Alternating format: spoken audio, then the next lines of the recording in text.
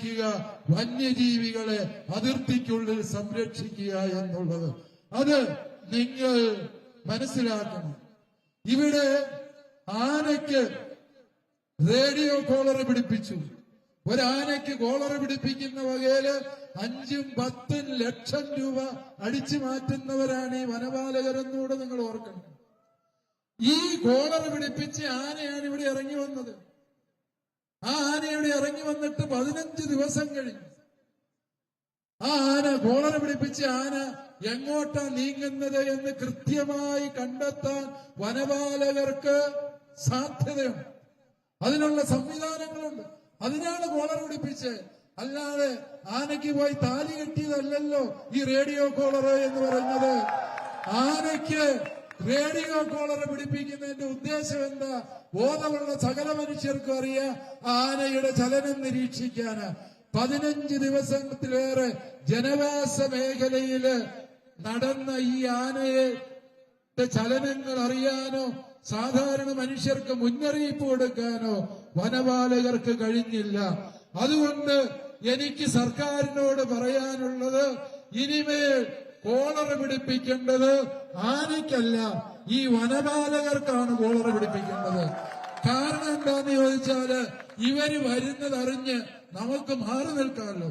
അതുകൊണ്ട് ഈ കോളർ പിടിപ്പിക്കേണ്ടത് ഇനിമേൽ വനപാലകർക്കല്ല, മറിച്ച് വന്യമൃഗങ്ങൾക്കല്ല. ആർക്കാണ്? വനപാലകർ. നിങ്ങളെ പറഞ്ഞത് ഞാൻ പറഞ്ഞിട്ടില്ല എന്നർത്ഥം. പ്രിയപ്പെട്ടവരെ, ഞാൻ അവസാനത്തിലേക്ക് പ്രവേശിക്കുകയാണ്. സ്വന്തം കൃഷിഭൂമിയിൽ വേലി കെട്ടിയ വയനാട്ടിലെ കർഷകനെതിരെ കേസ്. കാരണം എന്താന്ന് ചോദിച്ചാൽ ആ വേലിയേലെ കമ്പുകൊണ്ട് കടുവായുടെ തൊലിക്ക് പോറലേറ്റു.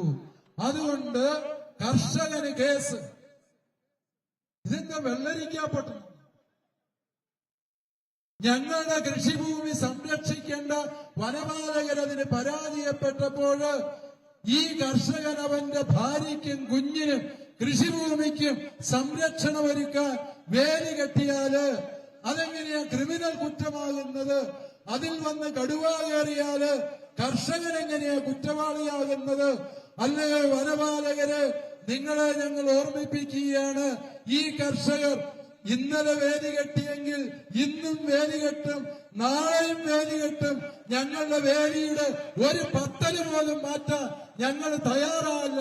മറിച്ച് നിങ്ങളുടെ കിരാത നിയമങ്ങളാണ് നിങ്ങൾ പൊളിച്ചെഴുതേണ്ടത്. പ്രിയപ്പെട്ടവരെ, നമ്മൾ കർഷകർ സംഘടിത ശക്തിയായി കഴിഞ്ഞാല് ഇത്തരത്തിലുള്ള വിരട്ടലുകൾക്ക് മുൻപിൽ ഭയപ്പെടാതെ നിൽക്കാൻ നിങ്ങൾക്ക് സാധിക്കും. സ്വന്തം കുടുംബത്തിന് സംരക്ഷണത്തിന്റെ വേലിയൊരുക്കിയതിന്റെ പേരിൽ ക്രിമിനൽ കുറ്റത്തിന് ജയിലിൽ പോകേണ്ടി വന്ന ഹതഭാഗ്യരുണ്ട് എങ്കിൽ ആ ഹതഭാഗ്യരുടെ പേരാണ് മലയോര കർഷകർ എന്നുള്ള സത്യം നമ്മൾ മനസ്സിലാക്കിയിരിക്കുക. പ്രിയപ്പെട്ടവരെ, മറ്റൊരു മന്ത്രി വന്ന് പറഞ്ഞതാണ്, ഭക്ഷ്യവിളകൾ കർഷകർ ഇവിടെ ഉൽപ്പാദിപ്പിക്കുന്നതാണ് വന്യമൃഗങ്ങളെ ആകർഷിക്കുന്നത്.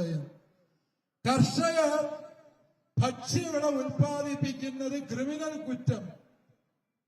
ഇയാൾ എന്താ വിചാരിച്ചത്? ഇവിടുത്തെ മലയോരത്തെ കർഷകൻ മണ്ണുവാരി തിന്നുമെന്നാണോ മന്ത്രി താങ്കൾ ഉദ്ദേശിക്കുന്നത്? ഞങ്ങൾ ഭക്ഷ്യവിളകളാണ് ഉൽപ്പാദിപ്പിക്കുന്നത്.